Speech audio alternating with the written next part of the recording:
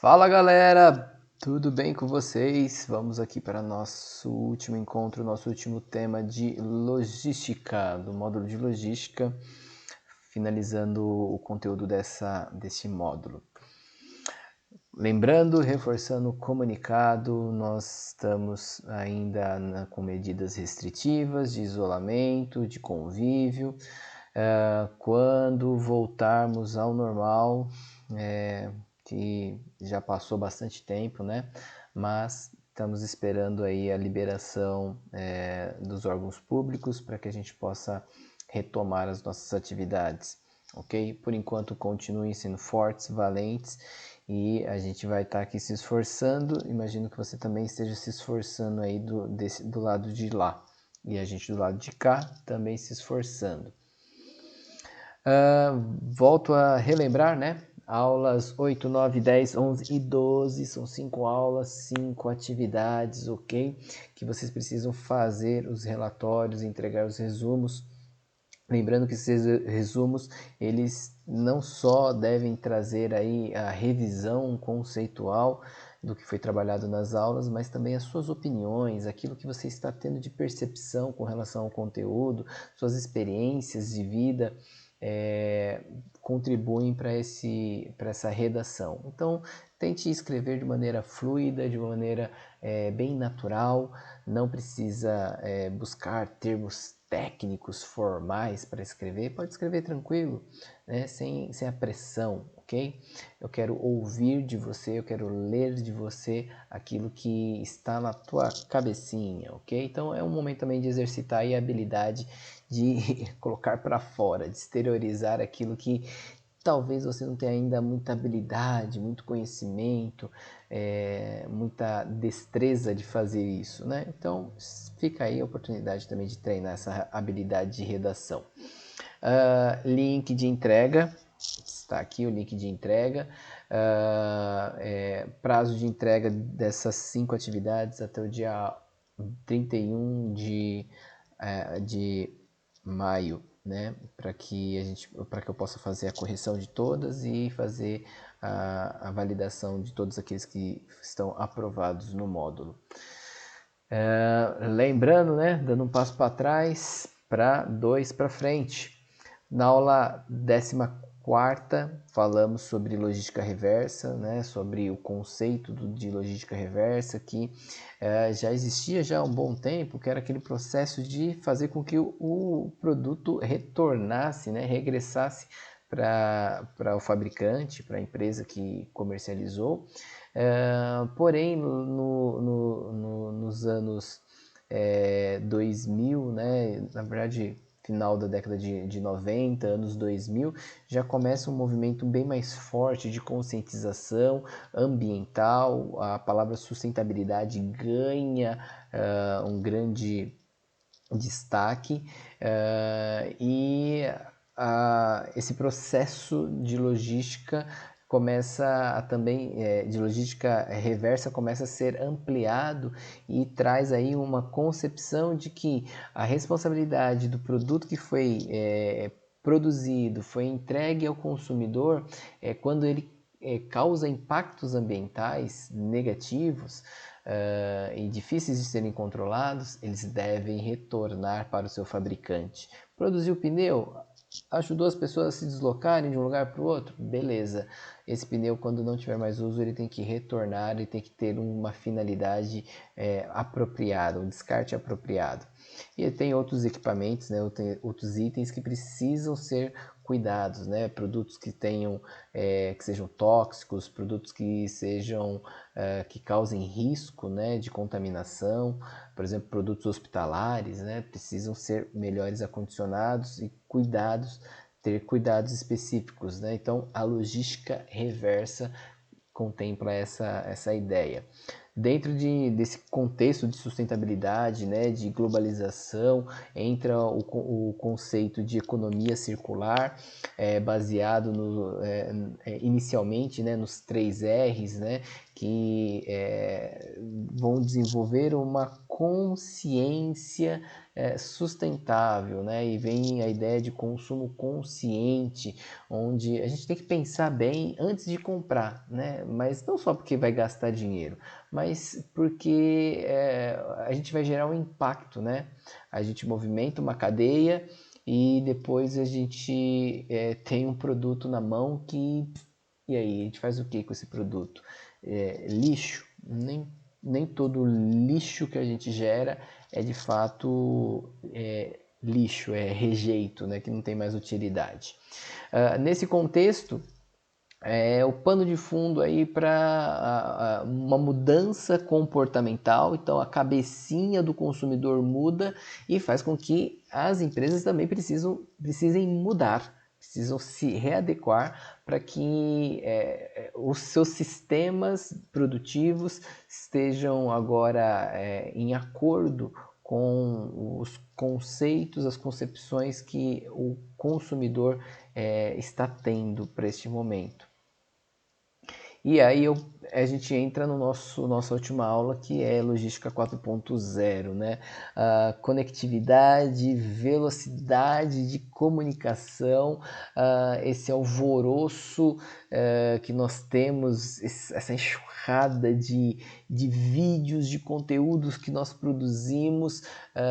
Antes nós consumíamos conteúdos e tínhamos poucas pessoas produzindo conteúdo, e hoje todos que estão conectados são geradores de conteúdos. Quando você faz uma postagem lá no seu Facebook, no seu Instagram, e seja lá qual rede social que você utilize, você está gerando conteúdo, gerando informações, e essas informações elas precisam ser processadas, elas precisam ser trabalhadas, e já vimos aí que essas informações podem ser utilizadas para o bem e para o mal, né? As fake news, a manipulação de resultados de eleição e tudo mais.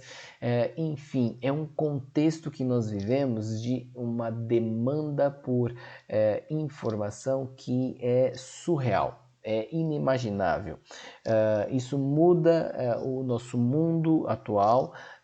Quando a gente olha para novas tecnologias que já estão vigentes, a gente se assusta, eu me assusto, e quando a gente olha para tecnologias prováveis, para aquilo que está em desenvolvimento, que pode acontecer no futuro próximo ou no futuro ainda distante, a gente desacredita. Quando eu sempre gostei de filmes de ficção científica, né, de tecnologia, Guerra nas Estrelas, Star Trek e afins, assim, que Matrix, né, filmes assim que, poxa, saem da caixinha e mostram uma possibilidade de futuro que é difícil ter tanta criatividade para imaginar. E algumas coisas que foram imaginadas lá atrás, que alguém pensou, olha, poderia ser assim, hoje é melhor do que o que foi pensado lá atrás. Eu me lembro quando, há 2 anos, quando falavam, o WhatsApp estava ganhando bastante volume, eu me lembro de uma reportagem, né, na CBN, falando sobre, olha, o WhatsApp não faz chamada de vídeo, entendeu? Não faz, eles estavam destacando, falando fortemente isso, não faz chamada de vídeo. Hoje você faz chamada simultânea, de 4 até acho que 8 pessoas pelo WhatsApp, chamada de vídeo, cara. Aquilo que era uma chamada, uma coisa totalmente futurista, hoje é uma coisa que está se tornando banal, uma coisa simples do nosso dia a dia. Isso tem a ver com a nossa revolução tecnológica.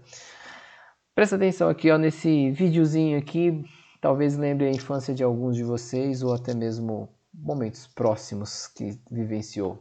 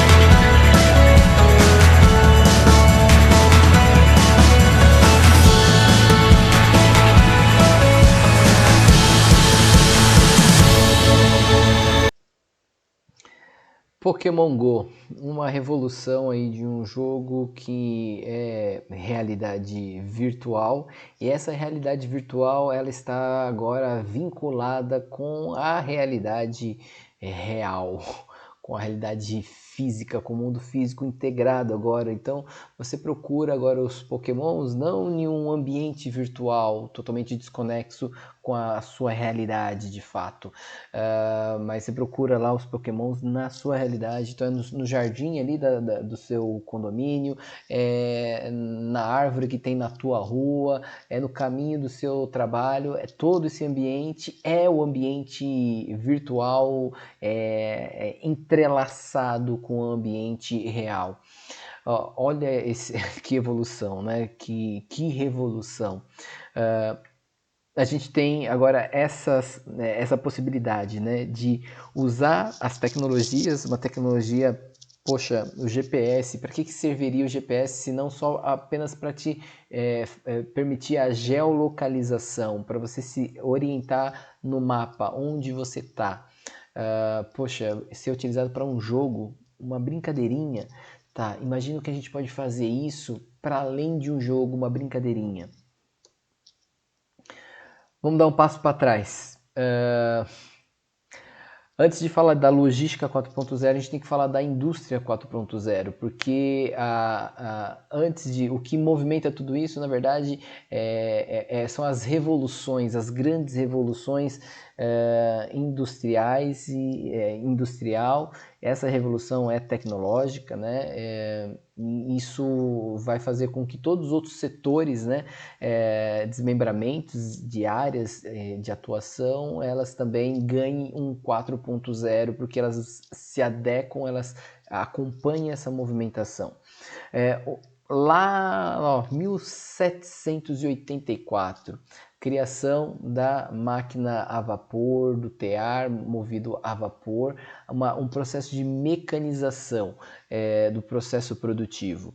Coisa simples, tá? Usando o aquecimento da água para que um simples tear se movimentasse para frente e para trás e assim facilitasse o trabalho do homem. Então aquele esforço braçal agora ele era diminuído. Então a criação, né, das máquinas a vapor trouxe uma grande mudança, né, na possibilidade de produção. Só que ainda assim os processos ainda eram muito arcaicos, né? Muito limitados, mas começa-se a ter um desenvolvimento. A gente vai para 1870, olha a diferença, quase praticamente 100 anos aí de trajetória até a gente chegar em um ponto que a gente tem o marco, né, da Revolução 2.0. Então a gente começa a ter as produções em escala, a gente começa a ter aquele sistema Ford de produção, né? A gente tem produção em escala, em grande volume, em uma esteira de produção, são sistemas já com certa com empregabilidade de tecnologias, né, de esteiras, de movimentos, a energia elétrica começa a ser utilizada, né, para esse processo. O que ganha aí também mais autonomia de produção, né? A velocidade de produção, o que era alimentado agora por um sistema a vapor, por calor, agora é alimentado pela energia elétrica. E aí mais um pulo para 1969, mais 100 anos de história até ter uma mudança significativa. A gente vem aqui o processo de automatização, de robotização e a implantação de computadores no processo de produção. Eu me lembro que eu trabalhei no meu primeiro trabalho, né, foi formal, né, na verdade, primeiro trabalho formal, eu estava trabalhando em uma concreteira e todo o processo de carregamento, né, do preparo de um caminhão com concreto usinado, todo feito manualmente. Então abria-se uma comporta, descarregava o os tipos de brita, né? Brita 1, brita 2, brita 3, enfim, areia, a quantidade de água, a quantidade de aditivos, tudo era feito manualmente. Tinha os sistemas de pesagem, né? Então já era um sistema com certa automação, porém ele não era independente, né? Até que o processo foi melhorado e eu acompanhei ali o programador que estava lá fazendo toda a linguagem de programação, definindo todas as etapas do sistema para que um simples clique, uma simples especificação, um simples comando pelo computador, a máquina trabalhasse sozinha, ela fizesse todo o processo sem sem nenhuma intervenção posterior do homem. E aí a gente vem para os dias de hoje, né, os tempos mais modernos, com menos de 100 anos, e a gente tem aí a quarta revolução industrial. Né? A internet também começa ali na terceira revolução industrial, mas ela ganha peso mesmo no tempo mais contemporâneo. Década de 90 que tem a internet mesmo, de forma avassaladora, né? A tecnologia da internet foi criada lá em 1969, na verdade em 1920, se eu não me engano, mas ela ganha volume, se torna pública mesmo na década de 90. E a gente tem agora uma grande possibilidade de navegar e se comunicar com pessoas geograficamente totalmente distantes, né? E coisas que não se imaginava na velocidade de comunicação, de saber o que está acontecendo na China, no Japão, na Turquia, nos Emirados Árabes e qualquer outro país de maneira muito rápida, com poucas horas de diferença ou minutos de diferença. A implantação de inteligência artificial, a cyber, sistemas cibernéticos, né, com uma capacidade de processamento de informações, de semântica e também de coleta de informações e entendimento. A gente tem a tecnologia da IBM, o Watson, que, poxa, é um computador que aprende sozinho. Deixa ele lá, ele vai fazendo leituras, absorvendo conhecimentos e ao ponto de ele ser capaz de substituir pessoas para fazer processos, elaborar, né, peças judiciais, né, trabalhos para processos que um homem levaria dias para fazer. Ele faz a leitura de todos os processos, já define ali quais são os caminhos para recuperação ou reparar os danos de uma pessoa. Enfim, a gente tem 4 etapas, né, da Revolução Industrial. E todos os outros setores eles vão buscando, né, eles vão mudando junto com essa revolução. Né?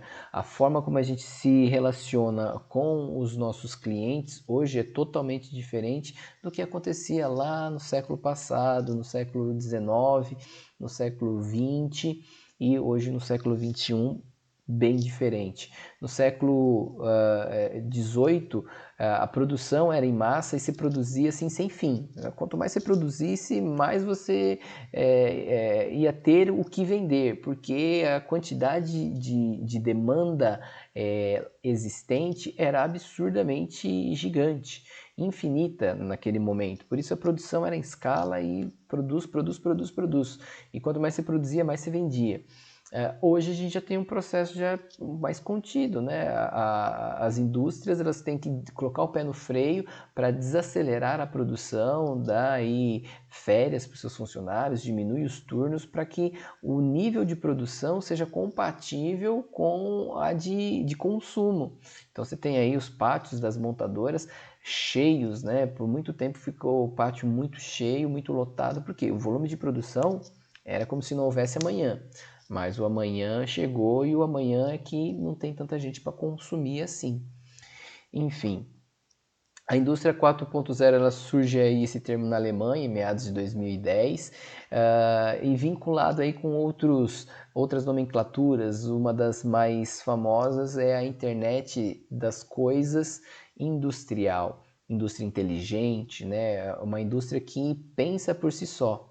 Poxa, pensa por si só. Eu me lembro quando eu estava fazendo faculdade, isso lá em 2003, 2006, alguma coisa assim, e falavam sobre a web semântica, que era a internet 3.0. Essa web semântica era uma internet que iria entender quais eram os seus hábitos de consumo, seus hábitos, seus comportamentos e iria sugerir conteúdos que fossem compatíveis com seus hábitos. E hoje eu vivo isso. Hoje estava trabalhando, estava ouvindo música, coloquei ali para ouvir música aleatório, né? E aí o YouTube Music vai sugerindo outras músicas. Ele não sugere para mim, por exemplo, um funk, um pagode. Não curto funk, não curto pagode. E às vezes ele traz umas músicas, eu falo, poxa vida, que música sensacional, fantástica, do jeito que eu gosto. Por que do jeito que eu gosto? Porque ele percebeu o padrão de música que eu ouço, sabe quais são os estilos que eu gosto, e ele faz sugestões que são pertinentes. Então, não me sugere ali para, sei lá, ouvir qualquer outro estilo musical que não seja aquele que eu esteja acostumado. Então, olha isso, é a internet coletando informações, essas informações sendo úteis para me fornecer serviços melhores. Não só serviços melhores, como para me oferecer produtos, né? É bem certo que você já tenha passado por isso, de estar simplesmente falando sobre algum determinado assunto e daqui a pouco você abre sua rede social e tá lá a propaganda daquele assunto. Tava falando sobre, por exemplo, sei lá, viagem. Ah, gostaria de viajar, ir para praia, alguma coisa assim. Pronto, daqui a pouco você abre sua rede social, tá lá algum pacote de turismo sendo ofertado para você. Falou que tá lá querendo cortar o cabelo, pronto, já vem ali um monte de propaganda de como cuidar do cabelo, de onde cortar o cabelo e assim por diante vai a vida, seguindo com o seu smartphone captando várias informações e usando essas informações ao seu favor, né, para te ajudar. Essa quarta revolução industrial ela é baseada no conceito de sistemas cyberfísicos. Isso quer dizer, é uma cibernética, uma rede neural artificial, porém integrada com o componente físico. Então, a máquina ela é pensante, né? Ela tem as suas limitações, mas espera-se que ela pense cada vez melhor, cada vez de forma mais adequada para resolver os nossos problemas. A tecnologia ela surge para resolver nossos problemas. Eu tenho aqui meus óculos. O que é isso? Tecnologia. As lentes elas servem para corrigir a minha deficiência visual. Tecnologia, puramente tecnologia.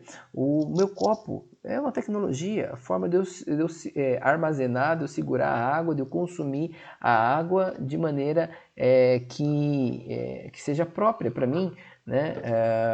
Até isso aqui, o suporte aqui de copo, tudo isso aqui é tecnologia. Tudo é tecnologia, vem facilitar e melhorar a nossa condição de vida.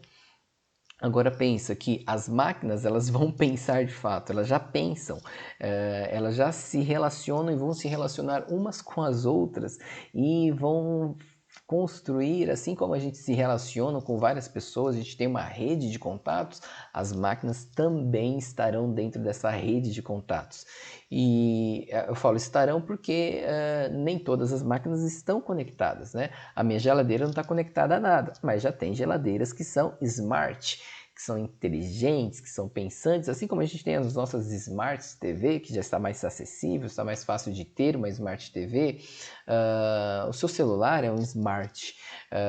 E aí, o que mais vai ser Smart? O seu fogão, a sua torneira, a sua lâmpada, a tendência é que tudo isso se torne smart, inteligente, se torne pensante. E tudo isso vai fazer o quê? Vai trazer facilidade para as nossas vidas. E claro que tem os seus benefícios e os seus contrapontos que não são tão gostosos assim. Por exemplo, a substituição do trabalho braçal para o trabalho autônomo, né? Autômato. Que é uma máquina fazendo, então o que você faz? Você programa a máquina, você faz a manutenção na máquina, mas agora aquele trabalho braçal que você fazia e que 10 pessoas faziam, agora uma máquina faz. Para que essa indústria 4.0 ela seja vigente, para que ela aconteça de fato, e ela já está acontecendo, né? Não de maneira tão massiva, mas já está acontecendo,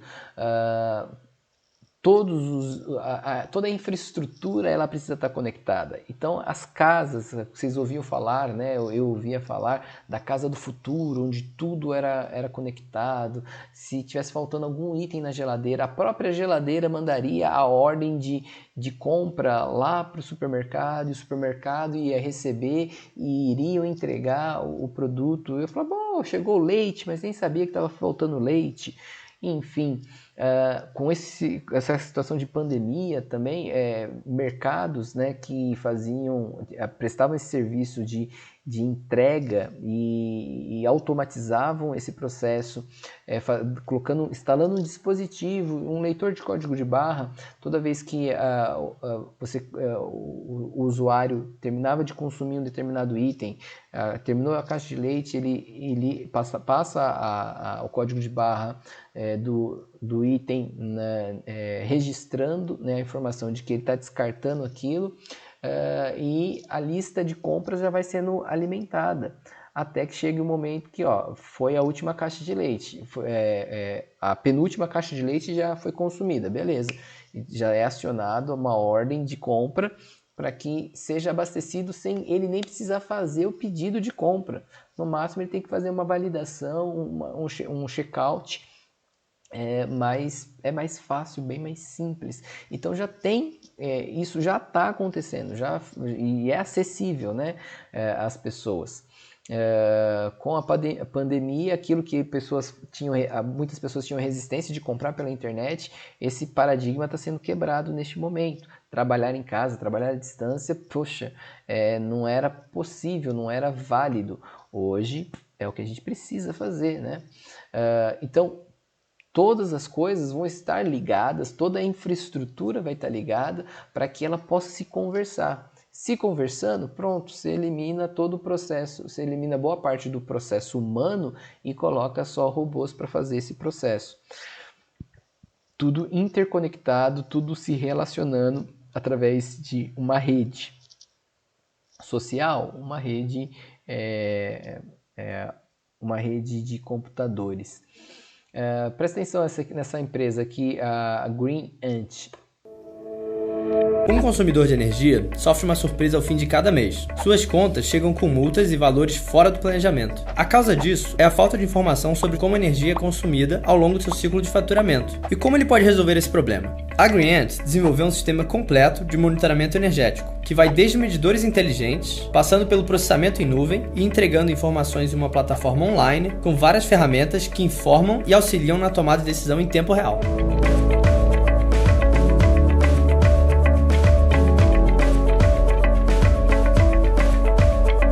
A Green Ant é uma empresa de tecnologia que desenvolve soluções inovadoras para promover o consumo consciente de energia. As soluções da Green Ant são oferecidas de duas maneiras: a venda ou o aluguel dos medidores inteligentes. Em ambos os casos, o cliente faz o pagamento de uma licença para que tenha acesso ao dashboard online e, a partir daí, realize a sua gestão energética. A gente desenvolve nossas soluções tecnológicas de ponta a ponta aqui mesmo no Rio de Janeiro. Tudo começa com o nosso medidor de energia inteligente, que é baseado no paradigma da internet das coisas. Ele possui uma instalação muito simples e se conecta à internet através de Wi-Fi. Assim, não é preciso fazer nenhum tipo de obra nas instalações elétricas para coletar os dados de consumo de energia. Estamos em constante evolução, desenvolvendo novos produtos, como por exemplo, dispositivos para integração de medidores de tarifação à plataforma da GreenEnd, sempre de olho nas últimas tecnologias. Utilizamos dados em massa para desenvolver novas funcionalidades baseadas em machine learning, por exemplo, a identificação dos equipamentos ligados na rede elétrica, melhores previsões de demanda e recomendações automáticas de eficiência energética. Olha que interessante, você consegue gerar informações e a partir dessas informações fazer toda a gestão do consumo de energia. Existe uma outra empresa também que faz toda a automação do controle de energia elétrica, né? Aqui você faz o controle de consumo, essa faz o controle de consumo. Nessa outra empresa ela faz a gestão de todos os aparelhos ligados na sua rede elétrica. Então, se você quiser ligar a sua televisão, acessa o seu smartphone e fala: liga a televisão. Quer ligar a luz? Liga a luz. Quer regular a intensidade da luz? Você regula a intensidade da luz. Tudo aqui, ó, na palma da mão. A empresa, se eu não me engano, é do Rio Grande do Sul. Ela já está em atividade e estava buscando captação de recurso para viabilizar ali a produção em massa do sistema deles. Sensacional! Ou seja, já é uma casa inteligente, já é uma casa que vai alimentar a rede com informações e essas informações vão ser utilizadas. Então, em outra revolução, né, essa tecnologia chamada de cloud, que são as nuvens, onde tudo vai para um ambiente virtual, onde reúne todas essas informações. Com uma quantidade de dados que é absurdo. Eu me lembro quando o primeiro drive virtual, né, que são armazenamento em nuvem, quando eu tive acesso ao primeiro drive virtual, eu tinha 2 GB de memória, de espaço para armazenar. Hoje o drive do Google é de 15 GB por conta, por usuário. Pensa, eu tenho acesso a 15 GB e eu crio 3, 4, eu tenho 4 contas. Essas 4 contas eu vou colocando mais conteúdo e dá para colocar todos os meus conteúdos, tudo que eu tenho no meu computador físico dá para colocar na nuvem. Ou seja, eu nunca vou perder esses dados vão ficar ali armazenados em um espaço que, se o meu computador quebrar, beleza, tá lá na nuvem.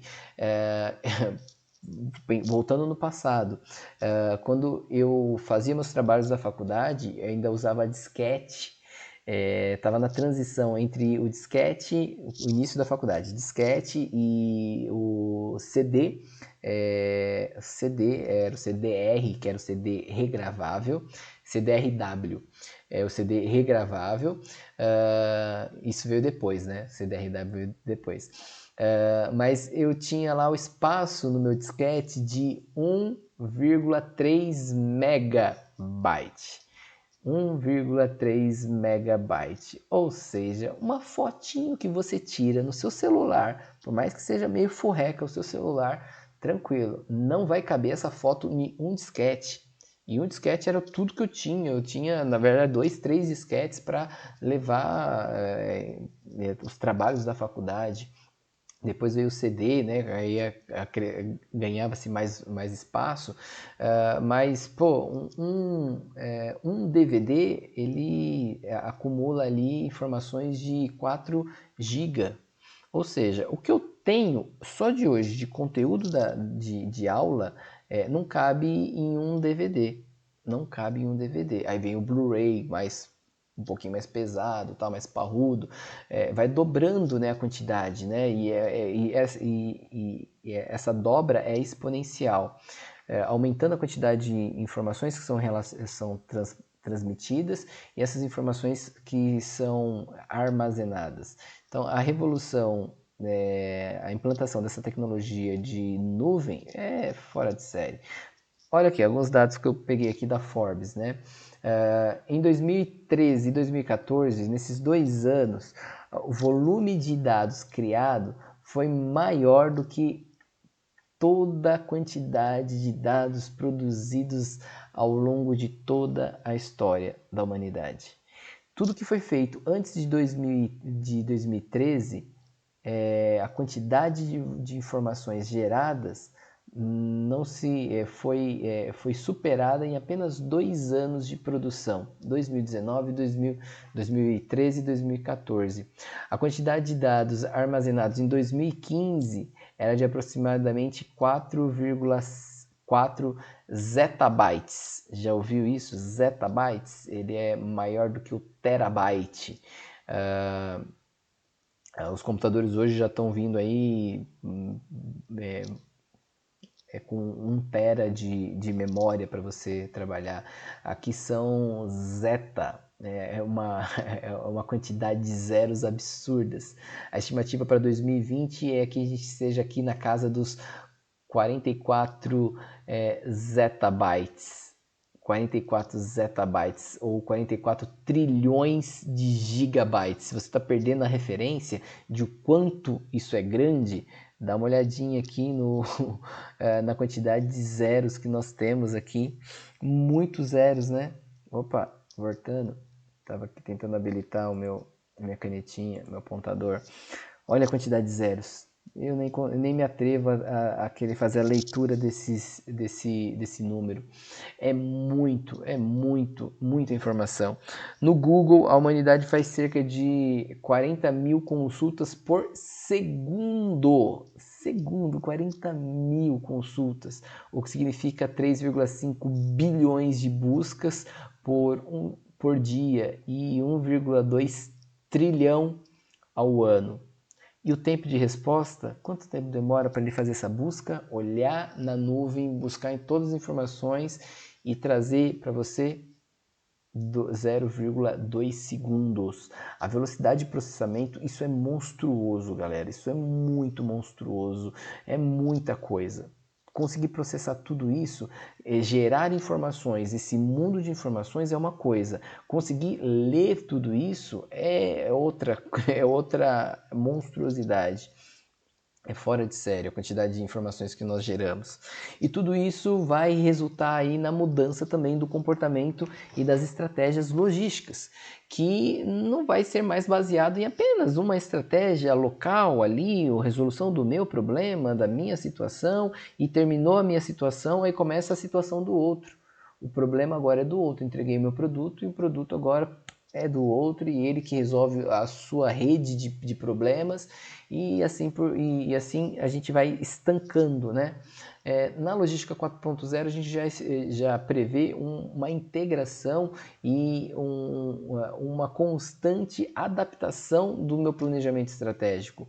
Se eu fiz uma jornada, se eu tracei uma rota, essa rota ela pode ser alterada e ela vai ser melhorada diariamente. Assim como as sugestões de música estão sendo melhoradas, né, e não me sugerem músicas que eu não goste, as rotas também vão ser melhoradas e vão sugerir rotas que sejam melhores, mais eficientes, não pelo gosto do motorista, não pelo gosto de quem está operando a máquina, mas pela eficiência, pelo melhor uso dos recursos disponíveis.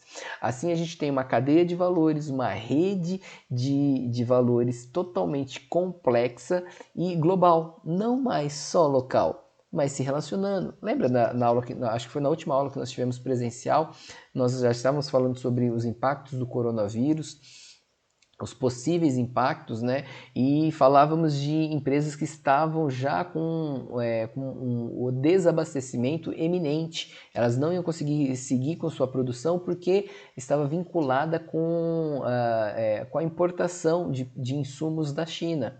E o estoque deles era mínimo, porque toda semana chega, a velocidade de trânsito é rápida, então não preciso me preocupar com isso. E agora, quando o fluxo foi quebrado, a gente tem um problema agora severo. Porque a China, por mais distante que esteja, para a gente é o nosso vizinho, é aqui do lado. Porque para chegar um produto de lá para cá, 2 dias, chega o produto aqui rapidinho. 2 dias, o que são 2 dias para esperar? Pouca coisa. Então, agora o fluxo ele precisa ser mais coordenado, com muitas mais informações, para que as matérias-primas cheguem até os seus clientes com mais eficiência. Mas para isso, os sistemas eles precisam alimentar essas informações, precisam gerar informações, essas informações precisam ser processadas. Não adianta ter dado se não tem processamento do dado. A logística pode ajudar os profissionais nessa cadeia de suprimentos com a redução da perda de ativos, né? Problemas que estão acontecendo e demoram para ser percebidos os problemas, a máquina já vai gerar essa informação já está na rede, já te gera um alerta e já vem com uma solução, com uma possibilidade de intervenção. Economia de custos de combustível vai se deslocar, então a gente tem que ter a melhor rota e essa rota tem que ser monitorada, verificadas as condições de tráfego. Poxa, é chato, né? Quando você sai para um determinado local, vai fazer uma viagem, vai percorrer uma distância longa e você se depara com um congestionamento. E você só percebe congestionamento ali, né? Quando chega nele, não tem uma outra alternativa. Com a logística 4.0, o fluxo de informações vai permitir otimização desse processo. E aí, redução de custos, né? De combustível e também o custo de tempo, né? A garantia de estabilidade de temperatura, monitoramento das condições térmicas, né? Há uma estimativa que 1/3 dos alimentos eles se perdem durante o trânsito por conta de temperatura, né?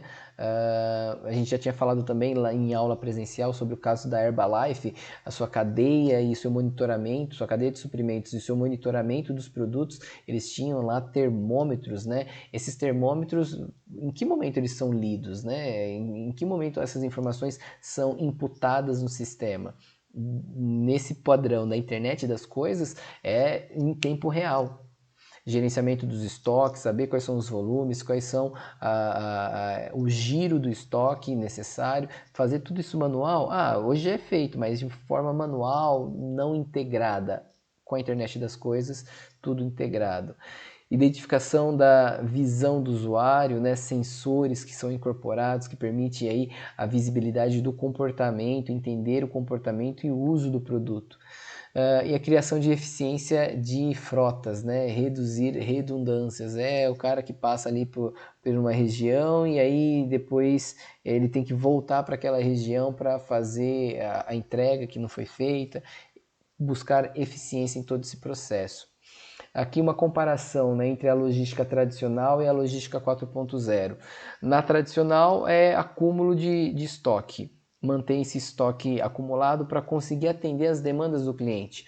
Aqui a gente já tem, na 4.0, a gente já tem os padrões de consumo do cliente, então os estoques eles são otimizados, a gente elimina estoque excessivo.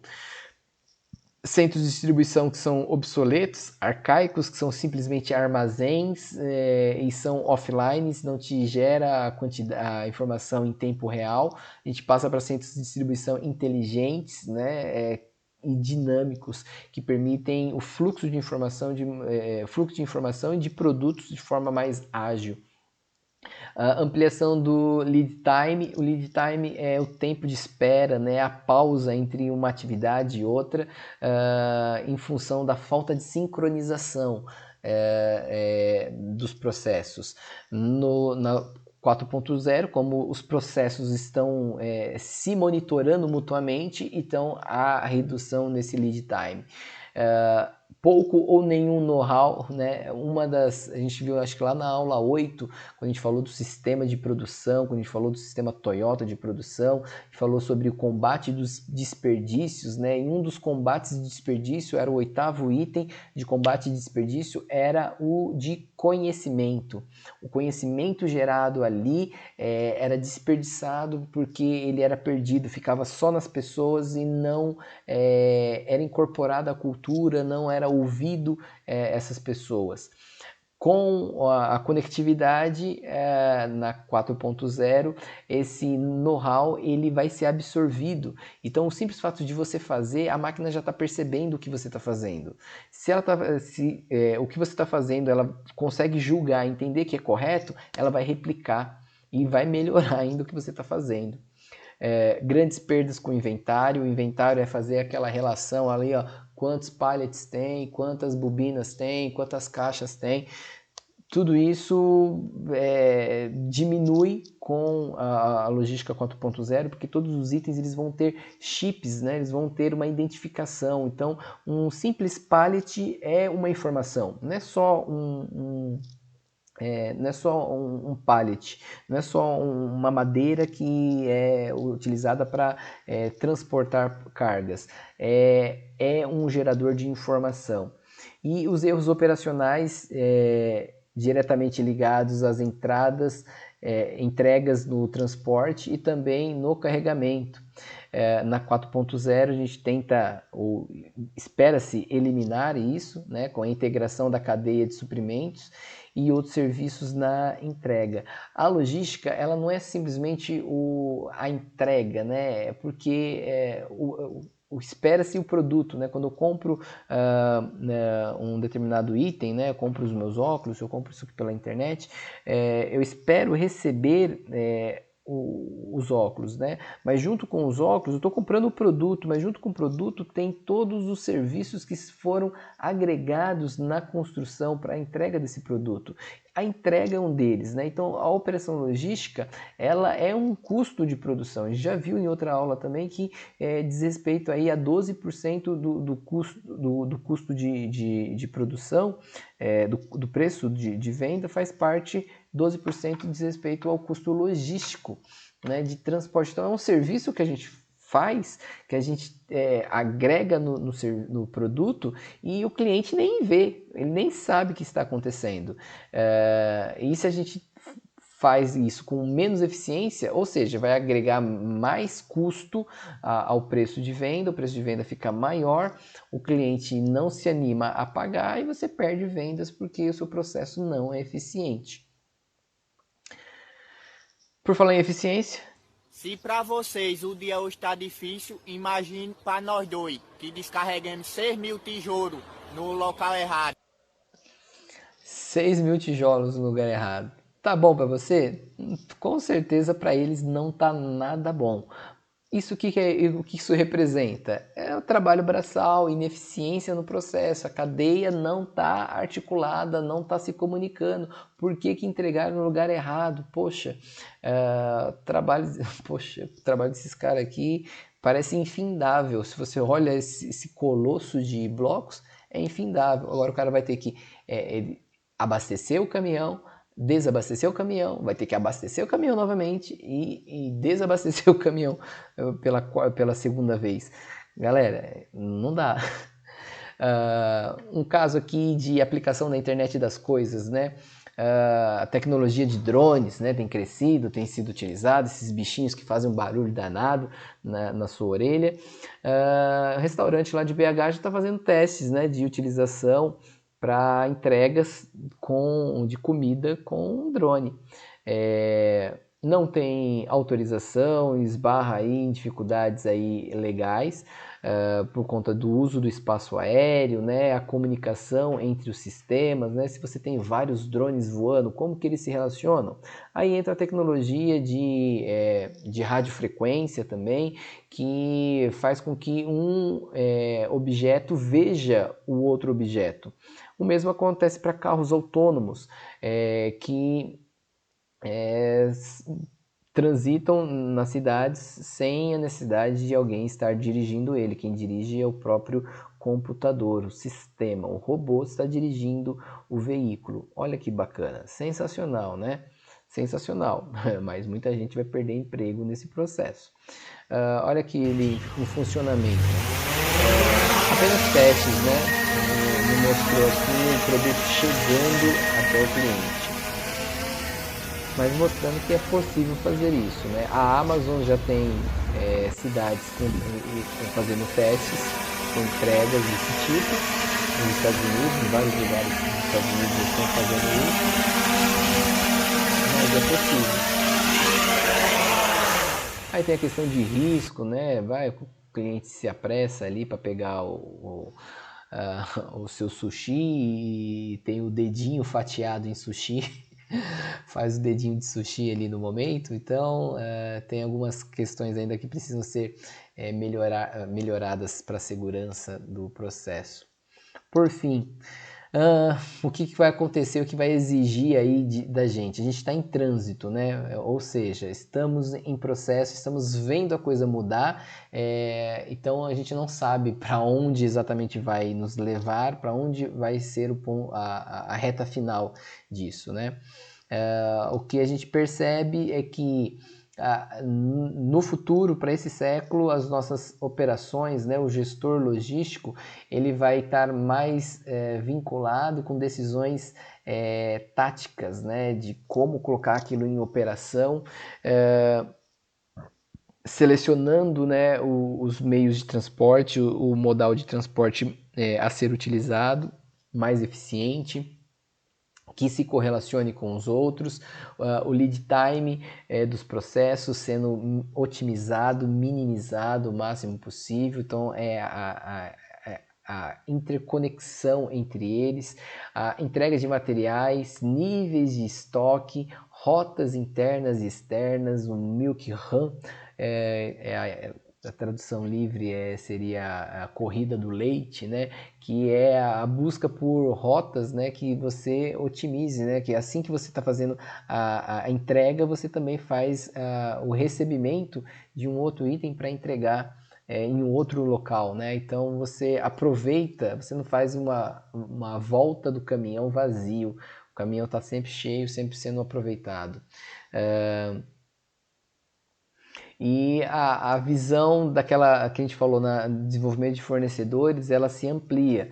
Você não vai ter mais uma visão aqui da sua cadeia de suprimentos e pensar somente em você. Você vai ter que pensar em toda a cadeia, em todos os fornecedores e todos aqueles que estão ali, os fornecedores dos seus fornecedores. É uma cadeia ampla, né? Então cresce a complexidade para simplesmente atender o consumidor final, que é muito mais exigente, muito mais seletivo, muito mais insatisfeito, muito mais nervosinho,